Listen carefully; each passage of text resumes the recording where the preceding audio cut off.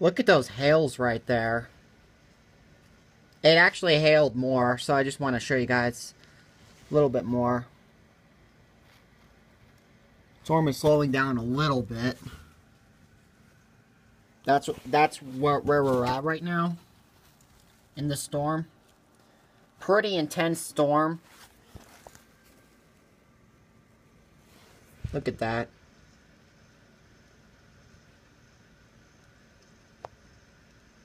Yeah, we did get some more hail in the storm. That's pretty much all there is to it right now. It's weakening quite a bit. See you guys in the next video.